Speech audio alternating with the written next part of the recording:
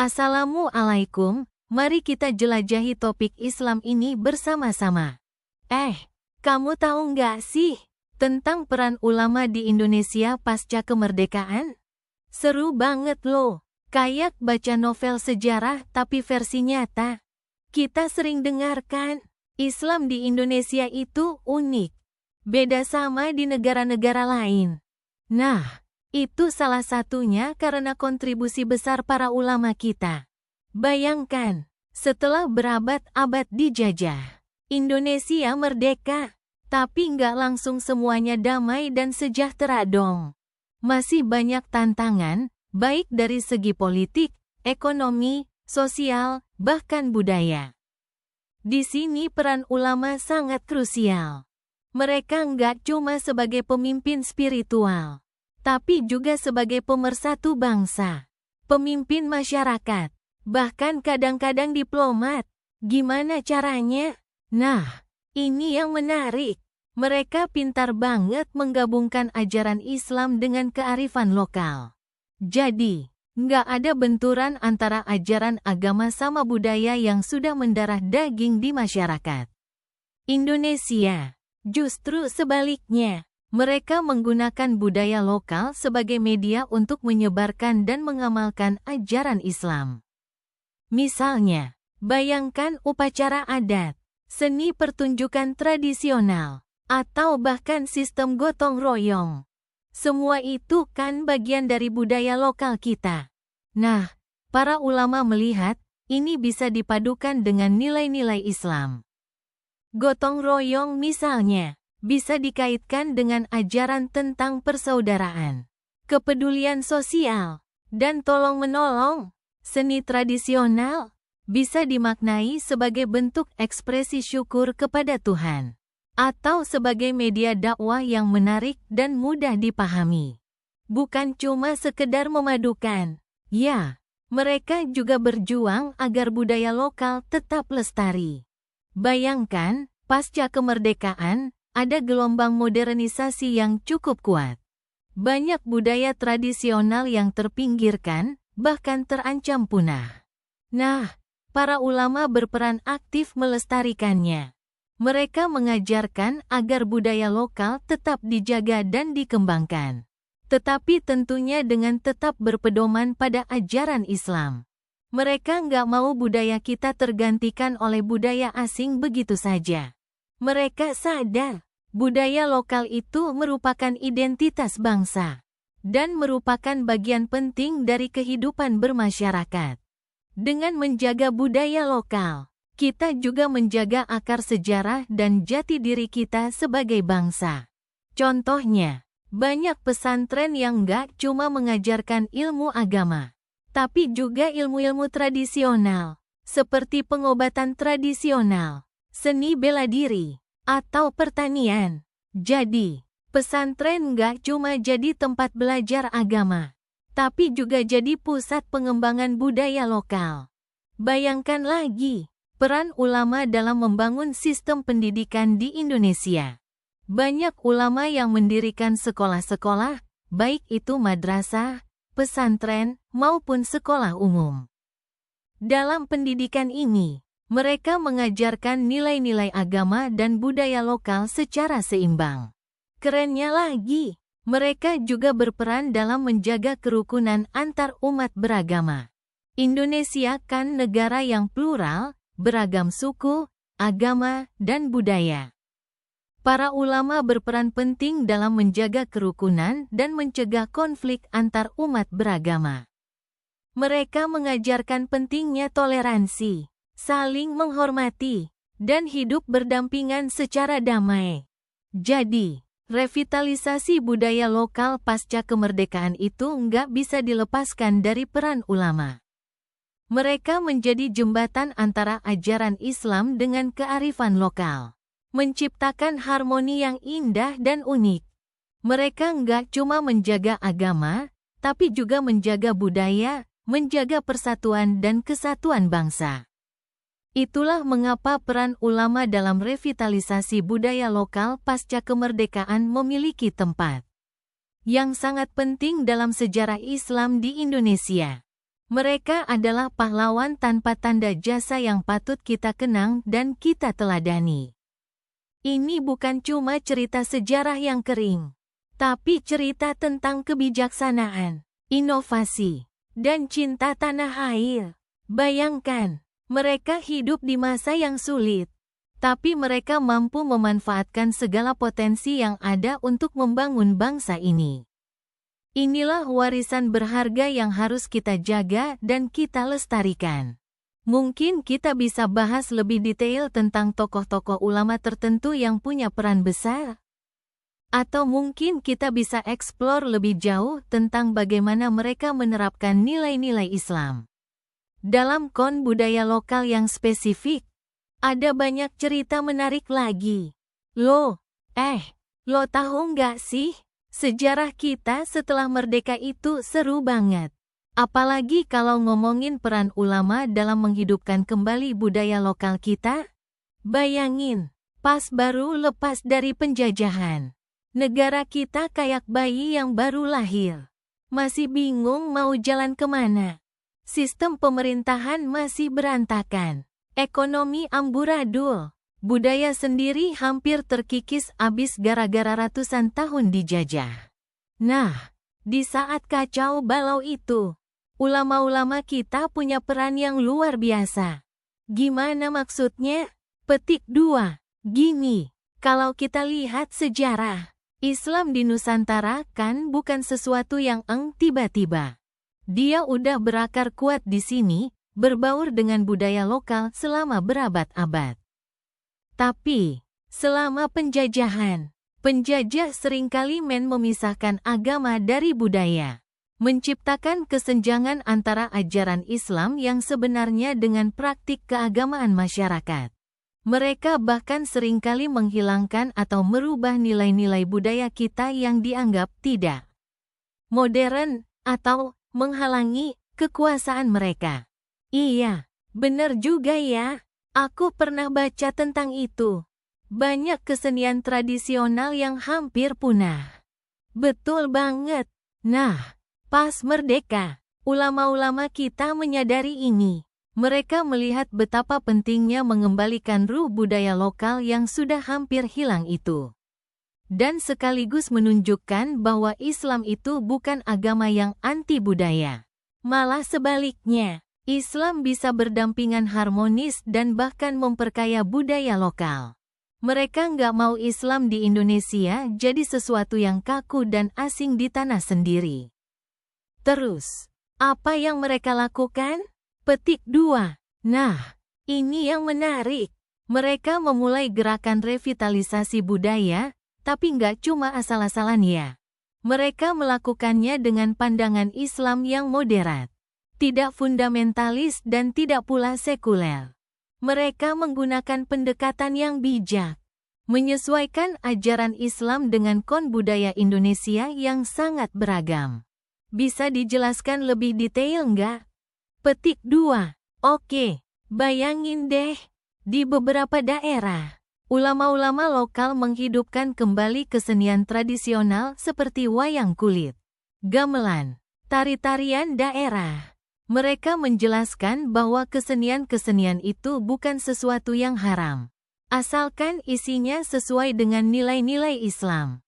Mereka juga melibatkan diri dalam pelestarian bahasa daerah, mempertahankan kecerdasan lokal, dan mengajarkan pentingnya menghargai keanekaragaman budaya Indonesia. Wah, keren juga ya. Petik 2. Iya, kan? Mereka juga berperan penting dalam membangun pendidikan agama yang mengajarkan nilai-nilai keislaman dengan tetap menghargai keberagaman budaya. Pesantren-pesantren berkembang pesat, tidak hanya mengajarkan ilmu agama, tapi juga keterampilan dan ilmu pengetahuan umum. Jadi, ulama-ulama ini tidak hanya pada aspek ritual keagamaan, tapi juga pada pembangunan karakter, moral, dan kemajuan bangsa secara keseluruhan. Jadi, mereka menghubungkan ajaran Islam dengan kehidupan sehari-hari masyarakat. Ya, petik 2. Tepat sekali. Mereka menunjukkan bahwa Islam itu bukan agama yang memisahkan diri dari dunia, tapi agama yang memberi solusi dan panduan untuk hidup bermasyarakat yang baik, adil, dan makmur. Mereka mengajarkan pentingnya gotong royong, toleransi, dan persatuan dalam keragaman. Nilai-nilai ini sangat penting bagi pembangunan bangsa Indonesia pasca kemerdekaan. Terus, bagaimana dampaknya sampai sekarang? Petik 2. Dampaknya sangat besar. Kita bisa melihat keharmonisan antarumat beragama di Indonesia. Meskipun ada tantangan-tantangan yang muncul dari waktu ke waktu, kita juga masih bisa menikmati kekayaan budaya lokal kita yang beragam. Banyak di antaranya berkembang berkat peran ulama dalam merevitalisasinya. Kita bisa melihat keberadaan kesenian tradisional yang masih lestari hingga sekarang. Meskipun tentu saja ada perubahan dan adaptasi seiring berjalannya waktu. Jadi, kisah ulama Nusantara dan revitalisasi budaya lokal pasca kemerdekaan ini bukan hanya sebuah cerita sejarah, tapi juga sebuah inspirasi bagi kita untuk terus melestarikan budaya kita, menjaga keharmonisan beragama, dan membangun bangsa Indonesia yang lebih baik. Benar banget, aku jadi lebih menghargai peran ulama kita dalam sejarah. Nggak cuma dari sisi keagamaan, tapi juga dalam membangun kebangsaan kita. Nah, itu dia. Sejarah itu seru dan memberi banyak pelajaran kalau kita mau memahami dengan baik. Lo tahu nggak? Sejarah pasca kemerdekaan kita itu seru banget kalau kita ngomongin peran ulama. Kata Rian, membuka obrolan di warung kopi langganan kami. Aku, Dinda, cuma nyengir sambil ngaduk-ngaduk es kopi susu. Seru gimana? Kan biasanya cuma baca di buku sejarah. Isinya perang-perangan terus, sahutku. Rian ketawa. Nah, ini nih yang gue mau ceritain. Buku sejarah emang seringnya ke politik. Tapi peran ulama dalam membangkitkan budaya lokal pasca kemerdekaan itu luar biasa. Jauh lebih dari sekadar memberi khotbah Jumat. Mereka nggak cuma jadi penjaga agama, tapi juga jadi perekat bangsa. Bahkan inspirator kebangkitan nasional kita. Wah, gimana tuh ceritanya? Aku penasaran. Dinda juga ikutan nimbrung. Matanya berbinar-binar. Bayangin, ya, setelah proklamasi, Indonesia kayak bayi yang baru lahir. Butuh banget sentuhan lembut, tapi juga kuat, untuk membentuk jati dirinya. Nah, disitulah peran ulama sangat krusial. Mereka udah berpengalaman banget memimpin masyarakat, mengelola konflik, dan punya jaringan luas di seluruh Nusantara. Mereka nggak cuma memahami agama, tapi juga kearifan lokal, jelas Rian. Sambil menyeruput kopinya.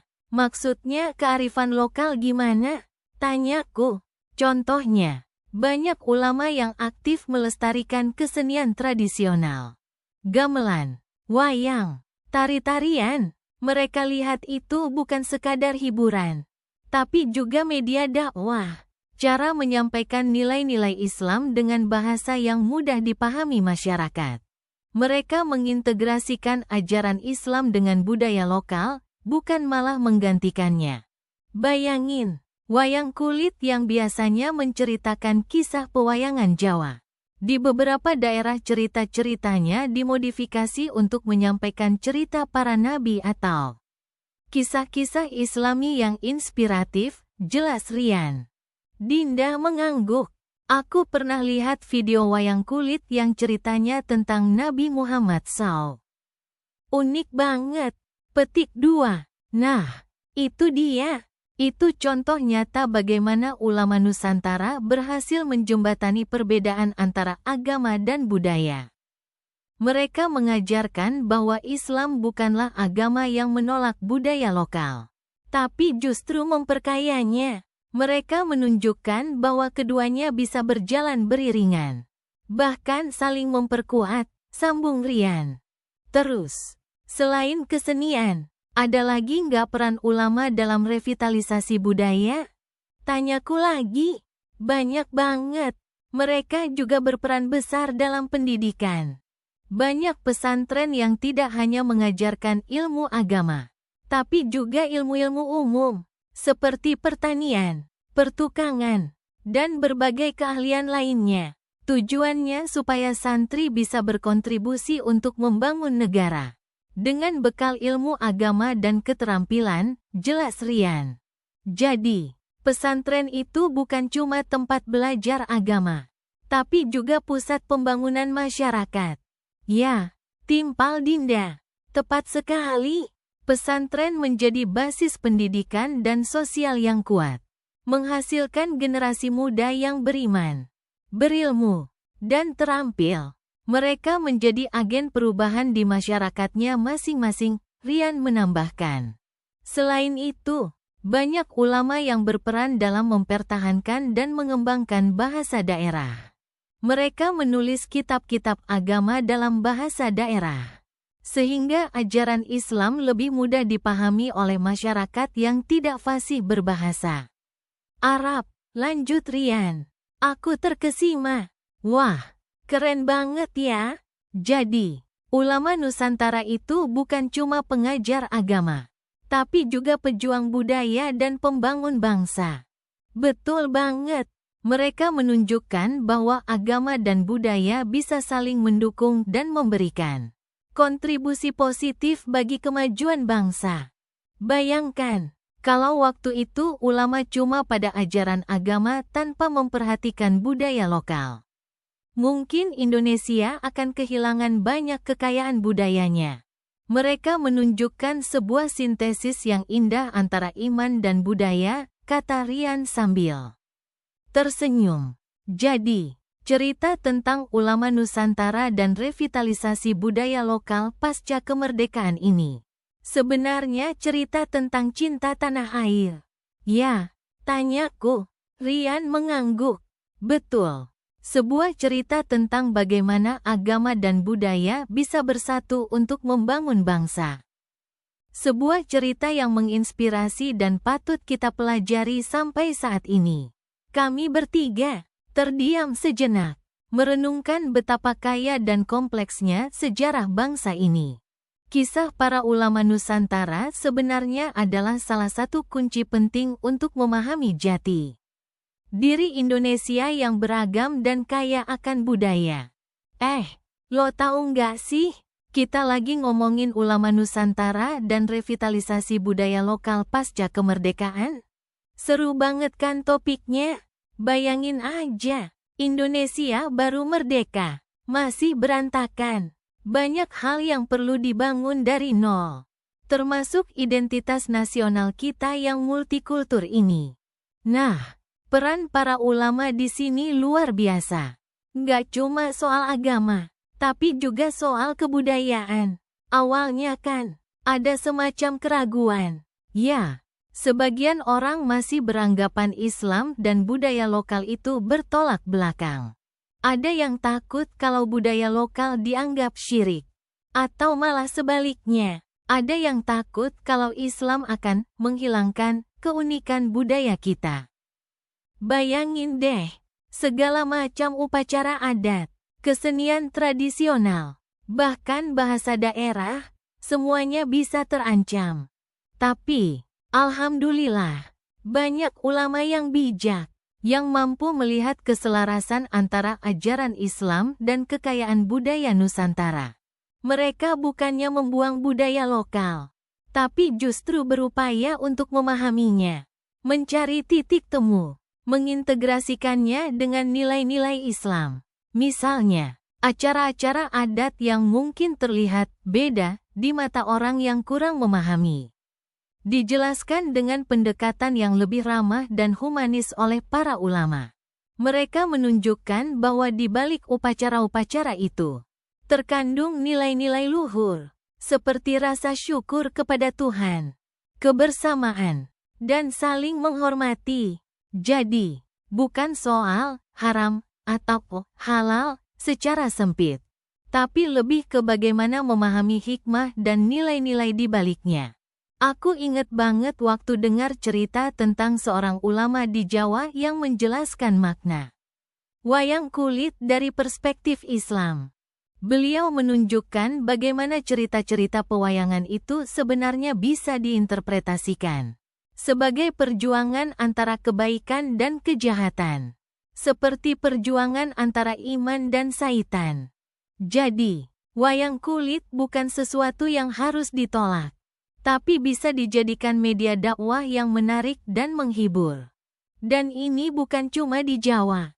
Ya, di Sumatera, di Kalimantan, di Sulawesi, di Papua, di mana-mana terjadi integrasi yang sama.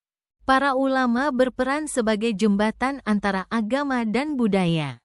Mereka mengajarkan bahwa Islam bukanlah sesuatu yang kaku dan dogmatis, tapi sesuatu yang fleksibel dan adaptif, mampu berkembang sesuai dengan dan kearifan lokal. Ya, tentu nggak mudah.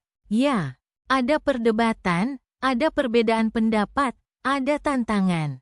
Tapi, keberhasilan para ulama dalam merangkul budaya lokal itu menunjukkan kebijaksanaan dan kepekaan mereka. Mereka memahami bahwa agama bukanlah sesuatu yang terpisah dari kehidupan sehari-hari, tapi justru menjadi pedoman dalam setiap aspek kehidupan, termasuk budaya. Nah, sampai di akhir ini, apa yang kita lihat? Kita lihat keselarasan yang makin kuat antara Islam dan budaya lokal. Kita lihat bagaimana agama dan budaya saling memperkaya, saling menguatkan. Kita juga lihat bagaimana para ulama berperan penting dalam membentuk identitas nasional Indonesia yang unik dan beragam. Tentu, perjalanan ini belum selesai. Masih banyak hal yang perlu dilakukan untuk menjaga dan mengembangkan harmonisasi ini.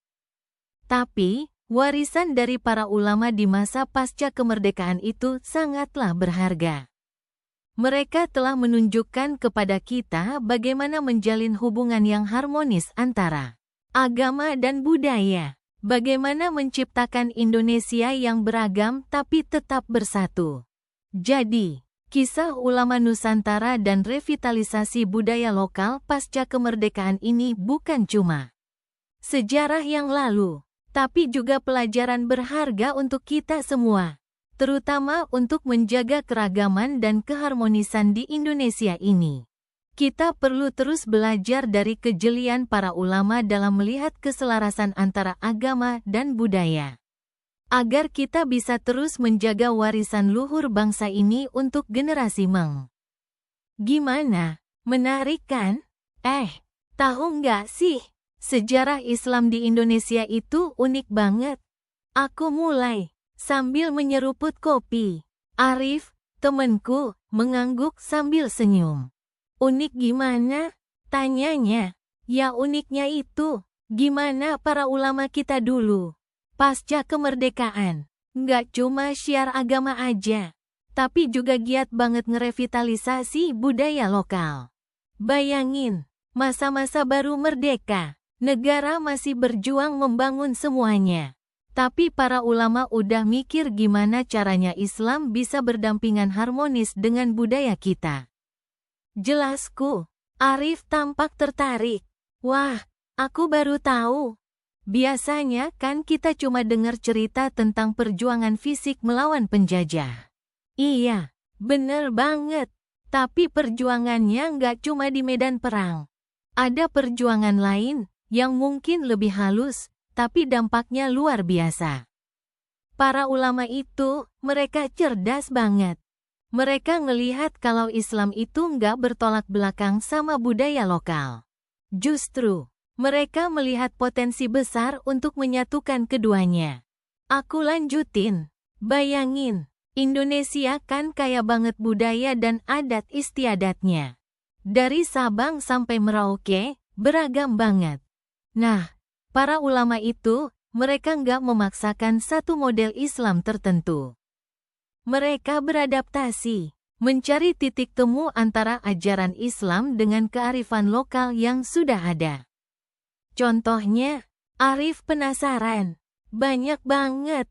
Misalnya, di Jawa, kita kenal dengan tradisi selamatan, kenduri, ngaji bersama di masjid-masjid, terus kesenian wayang kulit yang sering menampilkan cerita-cerita keislaman. Itu semua hasil dari upaya para ulama mengintegrasikan ajaran Islam dengan budaya Jawa yang sudah ada sejak lama. Mereka nggak bilang, ini haram, ini nggak boleh. Tapi mereka menafsirkan ajaran agama dengan kon budaya setempat. Mereka melihat nilai-nilai positif yang bisa diangkat dan disesuaikan dengan ajaran Islam. Jadi, mereka kayak mengislamkan budaya-budaya lokal. Arif bertanya lagi, mungkin nggak tepat kalau dibilang mengislamkan. Lebih tepatnya, mereka memasukkan nilai-nilai Islam ke dalam budaya lokal yang sudah ada. Mereka mencari harmoni, bukan konflik. Mereka menunjukkan kalau Islam itu bukan agama yang kaku dan menghambat perkembangan budaya, tapi justru agama yang bisa membimbing dan memperkaya budaya. Aku lanjut lagi. Bayangin, kalau waktu itu para ulama malah melarang semua tradisi lokal. Mungkin sekarang Indonesia akan berbeda banget. Mungkin akan ada perpecahan yang lebih besar antara masyarakat dan agama. Tapi karena mereka bijak, mereka berhasil menciptakan harmoni yang sampai sekarang masih kita rasakan. Arif manggut-manggut. Wah, sekarang baru ngerti. Jadi, para ulama itu nggak cuma mengajarkan rukun Islam aja, tapi juga mengajarkan bagaimana beradaptasi dan menghargai kebudayaan lokal. Pas banget. Itulah yang menarik dari sejarah Islam di Nusantara. Mereka mengajarkan toleransi, mengajarkan bagaimana hidup berdampingan dengan pemeluk agama lain, dan mengajarkan bagaimana menghargai dan melestarikan kebudayaan kita sendiri. Mereka menunjukkan kalau Islam itu agama yang rahmatan lil alamin. Rahmat bagi seluruh alam. Aku mengambil nafas. Dan itu semua sebenarnya masih relevan sampai sekarang. Di era modern ini, di mana globalisasi dan westernisasi masuk ke Indonesia, kita masih butuh pelajaran dari para ulama terdahulu. Kita perlu belajar bagaimana menyeimbangkan ajaran agama dengan perkembangan zaman. Bagaimana menjaga nilai-nilai luhur budaya kita. Dan bagaimana tetap teguh memegang identitas keislaman kita tanpa harus mengorbankan keindonesiaan kita. Jadi, apa yang bisa kita pelajari dari mereka untuk kehidupan kita sekarang? Tanya Arif, menunjukkan minat yang besar. Banyak hal. Kita bisa belajar untuk lebih toleran, lebih menghargai perbedaan, dan lebih bijak dalam beragama. Kita perlu memahami kalau Islam itu bukan agama yang statis, tapi agama yang dinamis dan selalu beradaptasi dengan kon zaman.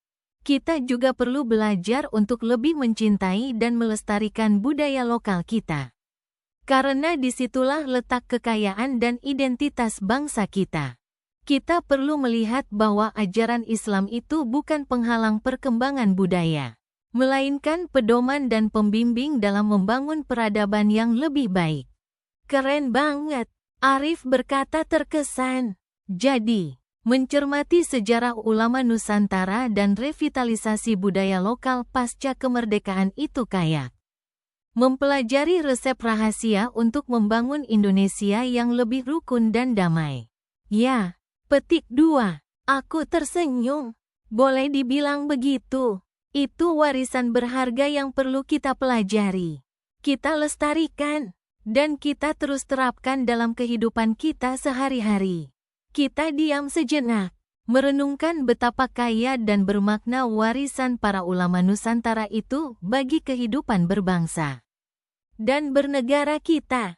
Sampai jumpa. Semoga Allah memberkati kita semua. Itu pembahasan hari ini.